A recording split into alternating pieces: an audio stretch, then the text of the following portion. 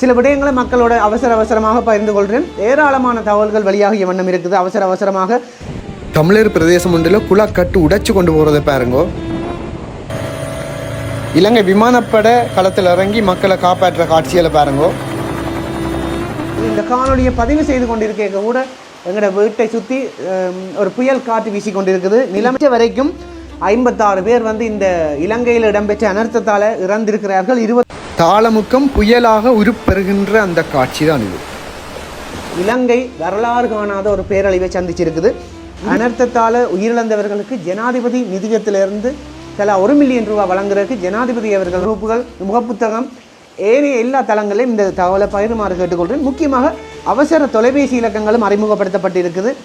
அவற்றை நான் குழந்தைகள் இருக்கிறதால பால்மா பேக்கெட் ஒன்று குழந்தைகளுக்கு தேவையாக இருக்கலாம். அதையும் யாழ்ப்பாணம் போதனா வைத்தியசாலையினுடைய பணிப்பாளர் மதிப்புக்குரிய சத்தியமூர்த்தி டாக்டர் அவர்கள் கட்டாயம் கனிவுப்புகளை ஈடு செய்யக்கூடிய ஜீவனி ஒன்று நீங்கள் அட் பண்ணி விடலாம். சின்ன பிள்ளைகளுக்கு சில குழந்தைகள் நாள்பட்ட நோயாளர்கள் இருக்கிறார்கள், மிக அவதானமாக இருக்கணும்.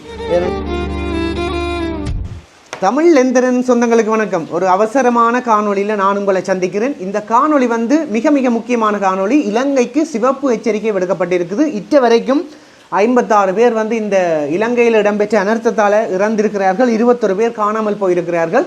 மிக அவசரமான காணொலி என்று நான் பதிவேற்றேன். காரணம், சுகாதாரம் சார்ந்த தகவல்கள் தெரிஞ்சவன் என்ற விதியிலும் களத்தில் பணியாற்றியவன் என்ற அனுபவத்திலையும் சில விடயங்களை மக்களோட அவசரமாக பகிர்ந்து கொள்கிறேன். ஏராளமான தகவல்கள் வெளியாகிய வண்ணம் இருக்குது. அவசரமாக பல்லாயிரக்கணக்கான மக்கள் பாதிக்கப்பட்டிருக்கிறார்கள். இலங்கை வரலாறு காணாத ஒரு பேரழிவை சந்திச்சிருக்குது. இந்த விடயங்கள் தொடர்பாக இந்த காணொலி யாராய போகுது. முக்கியமாக இந்த மீட்பு பணியாளர்கள் சம்பந்தப்பட்ட விடயங்கள், அவசர தொலைபேசி இலக்கங்கள், உணவு சம்பந்தப்பட்ட விடயங்கள், மருத்துவ வசதிகள் சம்பந்தப்பட்ட விடயங்கள், குடிநீர் சம்பந்தப்பட்ட விடயங்கள், இது மட்டுமில்லை அவசர தொலைபேசி இலக்கங்கள் முக்கியமாக சொல்ல போகிறேன். அனர்த்தத்தின் நிலைமை பார்த்தீங்கன்னா பாரியதொரு நிலைமையை சந்திச்சிருக்குது இலங்கை. அனர்த்தத்தால் உயிரிழந்தவர்களுக்கு ஜனாதிபதி நிதியத்திலிருந்து தலா 1 மில்லியன் ரூபாய் வழங்குறதுக்கு ஜனாதிபதி அவர்கள் திடீரென ஒரு அறிவிப்பை விட்டுருக்கிறார். இப்படி இலங்கையில் ஒரு பரபரப்பான பதற்றமான ஒரு சூழ்நிலை தான் காணப்படுது. இந்த காணொலியை பதிவு செய்து கொண்டிருக்க கூட எங்களோட வீட்டை சுற்றி ஒரு புயல் காற்று வீசி கொண்டிருக்குது. நிலைமை இப்படித்தான். அனுராதபுரத்தில் பயணிகள் பஸ் ஒன்று வெள்ளத்தால் அள்ளிட்டு செல்லப்பட்டு மீட்பு பணிகள் நடைபெற்று கொண்டிருக்குது. இந்தியாவின் விமானம் தாங்கி கப்பல் INS விக்ராந்தில் இருக்கிற ஹெலிகாப்டர்களை இந்திய அரசாங்கத்திட்ட இலங்கை அரசாங்கம் அனுமதி கோரி இருந்தது. அவற்றை நாங்கள் மீட்பு பணிக்கு பாவிக்க போகிறோம் என்று அனுமதியும் கொடுத்து நிவாரணமும் தரலாம் என்று இந்திய அரசாங்கம் சொல்லியிருக்கு. இலங்கையின் நிலவரம் இன்றைக்கு இப்படித்தான். இந்த விடயங்கள் தொடர்பாக விரிவான ஆராய்தலாக இந்த காணொலி இருக்க போகுது. சமூக பொறுப்போடு இந்த காணொலியை கட்டாயம் ஏனையவர்களுக்கும் பகிர்ந்து இந்த கதைக்க போகிற விஷயங்களை மற்றவர்களுக்கும் நீங்கள் முடிந்தவரை அறிய தருமாறு கேட்டுக்கொள்வதோடு இந்த காணொலியை இறுதி வரைக்கும் பாருங்கள். மறக்காம உங்களுடைய கருத்துக்களை கூறுங்கள். மிகவும் முக்கியமான ஒரு அவசரமான காணொலிக்குள்ளே போவோம் வாங்க. என்னுடைய யூடியூப் தளத்தில் 1 மாதத்திற்கு முன்னரே வளமையை விட இந்த முறை வெள்ளம் கூடவாக இருக்கும், இயற்கை அனர்த்தம் ஒன்று வரும், அழியுமா இலங்கை என்ற தலைப்பில் நான் ஒரு காணொலியை போட்டிருந்தேன். ஏறக்குறைய ஒரு 5000 பேர் வரையான ஆக்கள் தான் பார்த்துருந்தேன். நான் அதில் வந்த கருத்துக்கள் சமூக வலைத்தளத்தில் வளமையாக இப்படித்தானே வாரது, இப்படித்தானே சொல்றியல் ஒன்றும் பாறையில் என்று நகைச்சுவையாக கடந்தவர்களுக்கு இப்போ இயற்கை தன்னுடைய வேலையை காட்ட ஆரம்பிச்சிருக்குது. கடந்த வருடமும் நான் இதே மாதிரி ஒரு காணொலி போட்டிருந்தேன் நாகமுத்து பிரதீபராஜ சார்ந்த அனுபவ பயிர்வுகளோடு. ஆனால் அந்த வருடமும் நகைச்சுவையாக கடந்தவர்கள், அந்த வருடமும் இதே மாதிரி அழிவு நடந்தது.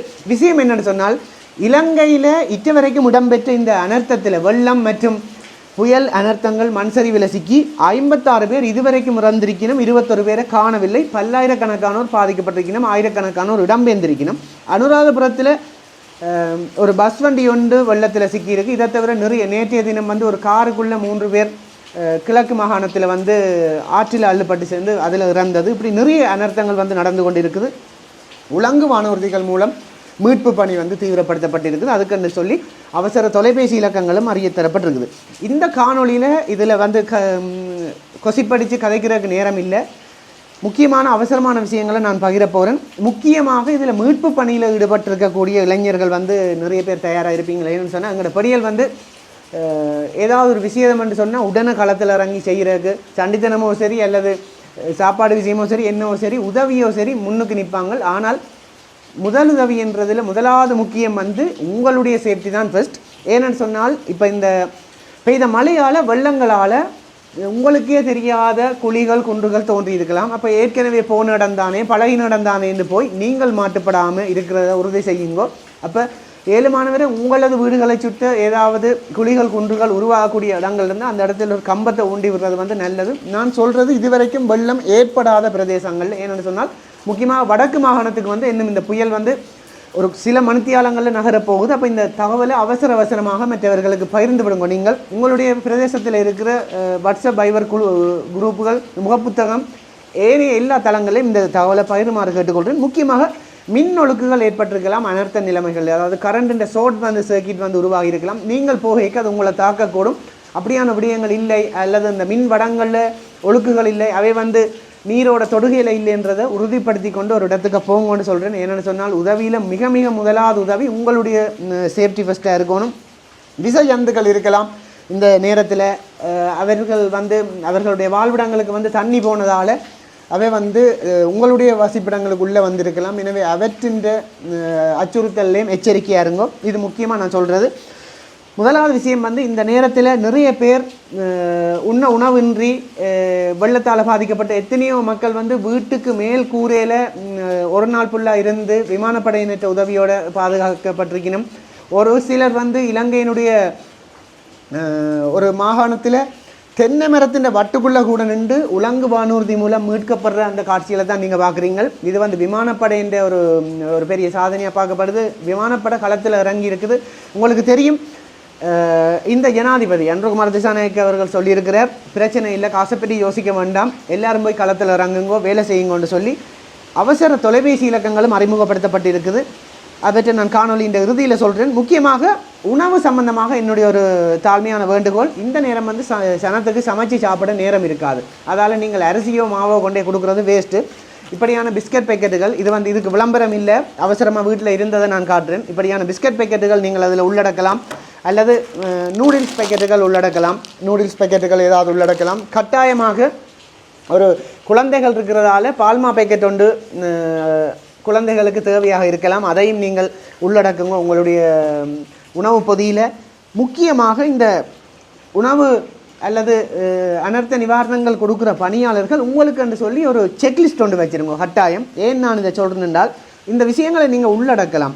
ஒரு குடும்பத்து தலைவற்ற பேரென்று போட்டுட்டு எத்தனை அங்கத்தவர்கள் இருக்கிறார்கள், கர்ப்பவதிகள் யாராவது அங்கே இருக்கணுமா, முதியவர்கள் இருக்கணுமா, நீண்ட நாள் நோயாளிகள் இருக்கணுமா, 3 வயதுக்கு உட்பட்ட குழந்தைகள் இருக்கணுமான்னு சொல்லலாம். ஏன்னு சொன்னால் அங்கத்தவர்ந்த எண்ணிக்கைக்கு ஏற்பதான் நிவாரணப் பொருட்களை கொடுக்க வேண்டும். சும்மா எல்லாருக்கும் ஒரே பேக்கில் கட்டி கொண்டு போயிட்டு கொடுக்குறது வந்து பிரயோசனம் இல்லாத ஒரு வேலை.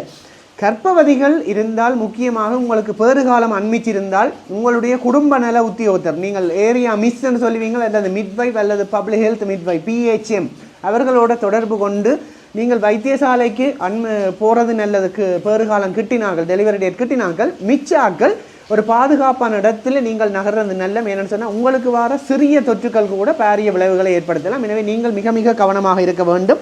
அப்போ கர்ப்பவதிகள் சம்பந்தமான லிஸ்ட்டையும் எடுங்கோ. அடுத்தது முதியவர்கள் இருக்கணுமான்னு பார்க்க வேண்டும். ஏன்னு சொன்னால் முதியவர்கள் அவர்கள் சில நோய்களுக்கு கிளினிக் செல்பவர்களாக இருக்கலாம், சில மருந்துகள் எடுக்கலாம். அப்போ அவர்களுக்குரிய உதவிகளை பெற்றுக் கொடுக்க வேண்டும். இந்த விஷயம் தொடர்பாகத்தான் யாழ்ப்பாணம் போதனா வைத்தியசாலையினுடைய பணிப்பாளர் மதிப்புக்குரிய சத்தியமூர்த்தி டாக்டர் அவர்கள் வந்து ஒரு அறிக்கையை விட்டிருக்கிறார். என்னன்னு சொன்னால், அவசர நிலைமை காரணமாக வளமையாக வர சிகிச்சா நிலையங்கள் கிளினிக்ஸ் வந்து நாளைய தினம் இடம்பெற மாட்டுதுன்னு சொல்லியும், ஏனென்று சொன்னால் உங்களுக்கு தெரியும், பலமான காற்று வீசுது, வெள்ள அனர்த்தங்கள். அப்போ பிரயாணிகள் வந்து ஒரு போக்குவரத்து செய்கிற நேரம் ஆபத்துக்களை தவிர்க்கிறதுக்காக அந்த முடிவை வைத்தியசாலை நிர்வாகத்தினர் எடுத்திருப்பதாக அவர் சூரியன் FM வானொலிக்கு வழங்கின பிரத்யேக சேவையில் சொல்லியிருக்கார். இதற்காக அவசரமான மருந்துகள் தேவையானாக்கள் ஒரு தொலைபேசி இலக்கத்தை அறிமுகப்படுத்தி கிடக்குது. நீங்கள் இனியிலண்ட அவசர நிலைமைகளில் உங்கள்கிட்ட மருந்துகளை போய் அயலுள்ள வைத்தியசாலைகளில் வாங்கலாம், அல்லது மருந்துகளில் வாங்கலாம். அப்படி இல்லாத சந்தர்ப்பங்களில் ஒரு தொலைபேசி இலக்கம் அறிமுகப்படுத்தப்பட்டிருக்குது, அதை நோட் பண்ணிக்கொள்ளுங்க. 0701222 மீண்டும் 2261. திருப்ப சொல்கிறேன், நோட் 701222, அதாவது 4 தரம் 261. இந்த தொலைபேசி இலக்கத்துக்கு நீங்கள் தொடர்பு கொண்டு உதவிகளை பெற முடியும் என்று சொல்லியிருக்கார். முக்கியமாக நீங்கள் மீட்பு பணியில் போகிறாக்கள், குழந்தைகள் வீட்டில் இருக்கிறாக்கள், அல்லது நோயாளர்கள் இருக்கிறார்கள், அவர்களுக்கு ஏதாவது டயப்பர்ஸ் தேவையாக இருக்கலாம், அவர்கள் அதாவது ஜூரின் அல்லது டாய்லெட் அந்த விஷயங்களுக்கு ஒரு அவசர நிலைமையில் யூஸ் பண்ணக்கூடிய மாதிரியான பேக்கேஜஸ் வந்து நீங்கள் விரும்பி தெரிவு செய்யுங்க. சும்மா நிவாரணம் கொடுக்குறோம்னுட்டு அரிசி மாவும் அரிசியும் அதுகள் வாங்குறது இந்த நேரத்தில் பிரயோசனம் இல்லைன்னு நான் நினைக்கிறேன். என்னென்னு சொன்னால் சமைச்சு சாப்பிடவே நேரம் இல்லாத ஒரு நிலைமையாக இருக்கலாம். அப்போ நான் சொன்ன மாதிரி உணவு பேக்கெட்டுகளில் உடனடியாக சாப்பிடக்கூடிய உண்மையாக உடலுக்கு நீண்ட கால நோக்கிலே ஆரோக்கியமானு சொன்னால் இல்லைத்தான். ஆனால் அவசரத்துக்கு ஒன்றும் செய்ய இயலாது சத்துமா பேக்கெட்டுகள் அல்லது பிஸ்கெட்டை நீங்கள் அதில் உள்ளடக்குங்கோ. சில சின்ன மருந்து பொதி எல்லாருமே இப்போ அவசரமாக வேண்டி வச்சிருப்பினோம்னு நாங்கள் சொல்ல இயலாது. அதனால் கட்டாயம் ஒரு பெனடோல் கார்ட் ஒன்றும் நீங்கள் ஆட் பண்ணி விடுங்கோ. ஒரு பெனடோல் கார்ட் தேவை என்றால் ஒரு குளுக்கோஸ் பட்டியும் ஆட் பண்ணி விடுங்கோ. முக்கியமாக விக்ஸ் அல்லது சித்தாலைவா இப்படியான அல்லது கோடாலி தைலம் இப்படியான விஷயத்தையும் அதில் ஆட் பண்ணி விடுங்க. அவர்கள் காய்ச்சல் தடிமன் என்று சொல்லி வெளியிட போக இல்லாத நிலைமை இருக்கலாம். அல்லது இப்படியான ஒரு விட்டமின் சி பேக்கெட், தடிமன் காய்ச்சல் இப்படியான சுவாச தொற்றுகள் அல்லது தொண்டை அலர்ச்சிகளுக்கு இப்படியான ஒரு விட்டமின் சி. முக்கியமாக வீட்டில் குழந்தைகள் இருக்கலாம், அவர்களுக்கு வயிற்றோட்டம் பெறலாம். வயிற்றோட்டம் வந்தால் நீர் இழப்பு ஏற்படும். அப்போ நீரேற்றம் செய்ய வேண்டும். அதுக்கு கட்டாயம் கனிவுப்புகளை ஈடு செய்யக்கூடிய ஜீவனி ஒன்று நீங்கள் ஆட் பண்ணி விடலாம். சின்ன பிள்ளைகளுக்கு உதவி செய்ய விரும்பினார்கள். நான் சொல்கிறது எல்லாமே வந்து ஒரு உதவி திட்டத்தை பெர்ஃபெக்டாக நல்ல ஒரு பேக்கேஜாக கொடுக்க வேணும் என்றார்கள். சும்மா அரசியல் லாபங்கிறதையும் அல்லது உங்களுக்கு பேர் எடுக்கணும் என்று கொண்டே கொடுக்குறதிலும்பாக இருக்குது. இப்படியான விஷயங்களையும் நீங்கள் உள்ளடக்கினீங்கள் என்று சொன்னால் அதற்குடைய விளக்கங்களையும் கொடுத்தீங்களா மக்களிட நன்மதிப்பு உங்களுக்கு எப்பவும் இருக்கும். இதை செய்கிறதுக்கு நிறைய இளைஞர்கள் படியில் தயாராக இருப்பீங்கன்னு நான் நினைக்கிறேன். முக்கியமாக இந்த ஜீவனி எவ்வளவு கொடுக்குறது, ஜீவனி கொடுத்தது காணுமென்றோடனே அந்த பிள்ளையில் எப்படி அறிகுறிகள் தோன்றும். முக்கியமாக ஜீவனி கூடவும் கொடுக்கக்கூடாது. அப்போ ஜீவனி எப்போ தேவை, ஒரு பிள்ளைன்ற நீரிழப்பு ஏற்பட்டால் ஏற்படக்கூடிய அறிகுறிகள் சாதாரணமாக தோலை அமர்த்தி விட்டால் உடனே எடுபடும். ஆனால் நீரிழப்பு ஏற்பட்டாங்களுக்கு அப்படி வராது. கண்கள் வந்து உள்ளுக்கு போகும், குழந்தைகளில் உச்சிக்குழி வந்து உள்ளுக்கு போகும். அப்போ இப்படியான அறிகுறிகள் தென்பட்டால் அவர்களுக்கு நீரேற்றம் வேணும். நீரேற்றம் சரியான அளவில் நாங்கள் கொடுக்குறோம்ன்றதுக்கு இந்த பேக்கெட்லேயே தெளிவான எழுத்தில் இருக்குது. நாங்கள் கொடுத்த காணுமென்று அப்படி ஒரு குழந்தையை அவதானிக்கலாம்னு சொன்னால் கண்கள் வந்து பொண்ட ஆரம்பிக்கும், ஓரளவு கூட கொடுத்துட்டோம்னா. அப்போ இப்படியான அவதானிப்புகளை பார்த்து பிள்ளை இன்ஆக்டிவிட்டியாக இருந்த பிள்ளை இப்போ ஓரளவு ஆக்டிவாக இருக்குதுன்னு சொன்னால் அதுக்கு போதும். மேலதிக தகவல்களுக்கு நீங்கள் உங்களுடைய பிரதேச குடும்ப நல மருத்துவரை, அதாவது குடும்ப நல மருத்துவ மிட்வைஃபோட கதைச்சு கொள்ளலாம். இதை விட டயப்பர்கள், குழந்தைகளுக்கு தேவையான டயப்பர்கள் வந்து நீங்கள் செய்து கொள்ளலாம். கட்டாயம் இந்த காணொலியை பார்த்து கொண்டு இருக்கிற ஒவ்வொரு ஆக்களும் இதை மற்றவர்களுக்கு பகிர்ந்து விடுங்க. என்னென்னு சொன்னால் இப்போ கூட ஒன்றும் கட்டு போகையில் யாராவது வேண்டலாம். இனியிலண்டு அவசரமான வெள்ளமோ காற்றடிக்க இதுகள் சாத்தியம் இல்லை. இது தொடர்பாக ஏற்கனவே ஒரு காணொலி போட்டது, ஆனால் நிறைய பேர் அதை பார்க்கல. கொதித்தாரிய நீர் கட்டாயம் இந்த நேரம் முக்கியம். என்னென்னு சொன்னால் இந்த அனர்த்த நிலைமைகளில் கட்டாயம் ஜோதிச்சு கொள்ளுங்கோ. ஏற்கனவே ஒரு அனர்த்தத்தில் சிக்கியிருக்கிற ஒரு ஆளை இன்னொரு அனர்த்தத்துக்கு நாங்கள் கொண்டு செல்லக்கூடாது. இதனால தான் சாப்பாடு சரி தண்ணி சரி சுத்தமாக இருக்க வேண்டும். இதனால் களத்தில் வந்து எங்களுக்கும் பணியாளர்களுக்கும் இடையில நிறைய பிரச்சனை வரும். எங்களுக்குன்னு நான் சொல்கிறது, நான் பொது சுகாதார பரிசோதகராக இருக்கிறேன்னு உங்களுக்கு தெரியும், PHI. சில பேர் யோசிப்பிடும் இந்த நேரம் வந்து சுத்தம் பார்த்து கொண்டு நிற்கிறீங்களண்டு. இந்த நேரம் தான் சுத்தம் பார்க்க வேணும். ஏனென்று சொன்னால் ஏற்கனவே பிரச்சனையில் இருக்கிற ஒரு ஆளுக்கு நாங்கள் தவறான சாப்பாட்டை கொடுத்து ஒரு தொற்றடைந்த சாப்பாட்டையோ நீரையோ கொடுத்து அவருக்கு வயிற்றோட்டம் வந்தால் உள்ளதுக்கே அந்தால் வீடும் இல்லை வாசலும் இல்லை என்று முகட்டுக்கு மேலே ஏறி நிற்கிற ஆளை நாங்கள் வந்து இன்னொரு பிரச்சனைக்கு தள்ளக்கூடாது. இது ஒரு அவசர எச்சரிக்கையாக இருக்குது. சரி, உங்களுக்கு இந்த கொதித்தார வைக்க வேண்டிய வசதிகள் இல்லை என்று சொன்னால் நீங்கள் போத்தில் தண்ணி என்ற ஆப்ஷனுக்கே போங்க. ஒரு தண்ணி போத்திலையும் அதில் ஆட் பண்ணி விடுங்க. 1 2 அல்லது ஒரு 5 லிட்டர் கேனோ. இது தொடர்பாக இந்த காணொலியை பார்க்குறார்கள் வெளிநாட்டில் இருக்கிற புலம்பெயர்ந்த உறவுகள் உதவி செய்ய உங்களுடைய பிரதேசத்தில் இருக்கிற இளைஞர்கள் ஏற்கனவே நீங்கள் அவர்களோட இணைப்பில் இருப்பீங்கள். அவர்களை தொடர்பு கொண்டு இந்த உதவிகளை செய்யலாம். என்னென்னு சொன்னால் இலங்கை வந்து ஒரு சிவப்பு எச்சரிக்கை விடுக்கப்பட்ட ஒரு ஆபத்தான கட்டத்தில் இருக்குது. அப்போ கட்டாயம் உதவிகள் தேவையான நிறைய பேர் இருக்கலாம். கட்டாயம் இந்த உதவியை செய்வீங்கள் நான் நினைக்கிறேன். தண்ணியை கொதிக்க வைக்க கட்டாயம் 20 நிமிடங்கள் அந்த 100 பாக சீல குறைந்தது ஒரு 5 நிமிஷமாக இருந்தால் தான் அது பிரியோசனம். எல்லாரையும் கொதிக்க வச்சு குடிக்கிறதுல பிரியோசனம் இல்லை. அப்போ இந்த விஷயங்களை பாருங்க.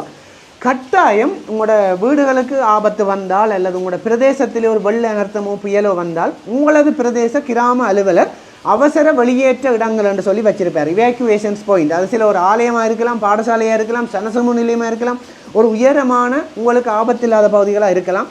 அநேகமான மக்கள் இப்போ உங்களது வாட்ஸ்அப் குரூப்கள் வைபர் குரூப்புகளோடு தான் உங்களோட எல்லாரும் நீங்கள் லிங்கில் இருப்பீங்கள், GS ஆக்களோட. அவர்கள் அதை சொல்லுவார்கள். அப்படி சொல்லாதாக்கள் உங்களுடைய மக்களுக்கு கிராம அலுவலர்கள் உங்களோட குரூப்பில் போட்டு விடுங்க. இன்னென்ன இடத்துல தான் ஆபத்து வந்தால் நீங்கள் வர வேணும் என்று. அது உங்களுக்கும் மேனேஜ்மெண்ட் செய்கிறது, முகாமைத்துவம் செய்கிறது ஈஸியாக இருக்கும். மக்களுக்கும் அது மிகவும் பிரயோசனமாக இருக்கும் என்று நான் நம்புகிறேன். இதை விட முக்கியமாக சில தொலைபேசி இலக்கங்கள் அறிமுகப்படுத்தப்பட்டிருக்குது. நீங்கள் வெள்ளத்தில் சிக்கி ஒரு வான்படை ஹெலிகாப்டர் மூலம்தான் உங்களை மீட்க வேண்டும் அல்லது படகு மீட்க வேண்டும் என்றால் நீங்கள் வான்படையின் உதவியை பெறுவதற்கு அவசரமாக 116 116 தொடர்பு கொள்ளலாம்.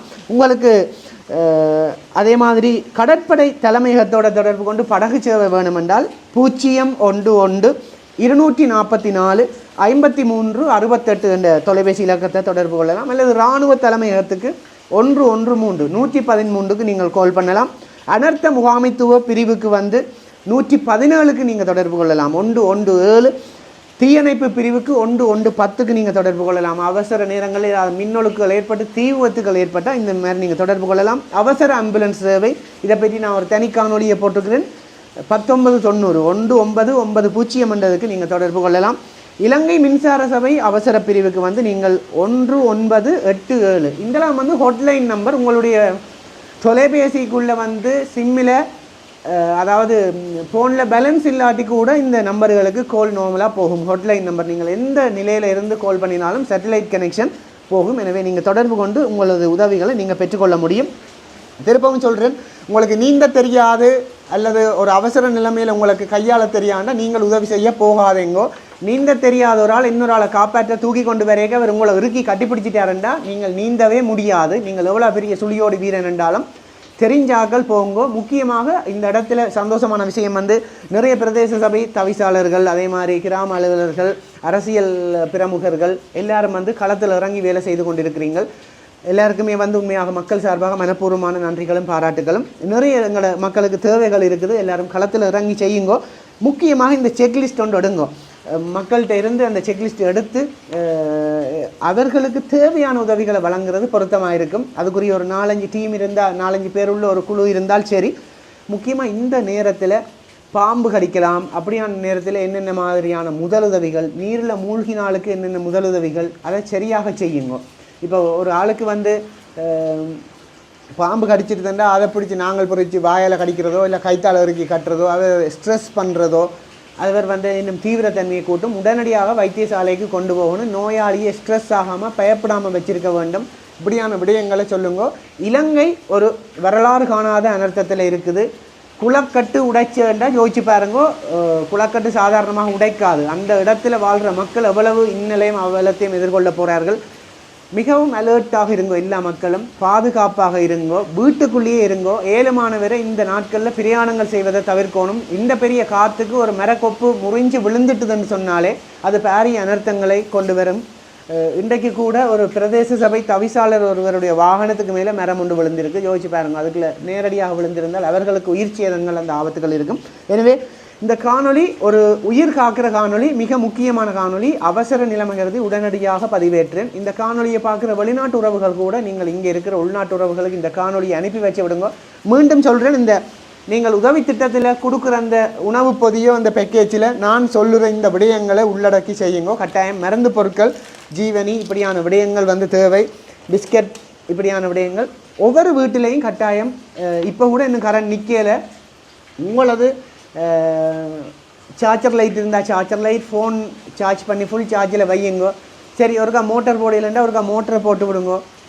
எல்லாமே வந்து இருக்கின்றதுக்கு எங்களுக்கு ஒரு ஏதாவது அனர்த்தம் வந்து ஒரு 2 நாளைக்கு மின்சாரம் இல்லாட்டியோ சரி, அல்லது ஏதாவது ஒரு தடங்கள் ஏற்பட்டாலோ சரி, நாங்கள் சாதாரணமாக ரன் பண்ணக்கூடிய மாதிரி இருக்கும். இதற்கேற்ற மாதிரி நான் உங்களை தயார்படுத்தி இருக்கிறேன். ஏற்கனவே சொன்னால் ஏதாவது உலர் உணவுப் பொருட்களை சேமித்து வையுங்கோ. தேவையில்லாட்டி சாப்பிடலாம் தானே என்று சொல்லி யாராவது புத்தி உள்ள சிவன் வேண்டி வச்சிருக்கும் அரிசி, பருப்பு, சோயா மீட்டு, கருவாடுகள் அல்லது டின் ஃபிஷ் இப்படியான விஷயங்கள் சொல்லப்பட்டது. ஆனால் எத்தனை பேர் அதை தயாராக வச்சுருந்தீங்களோ எனக்கு தெரியாது.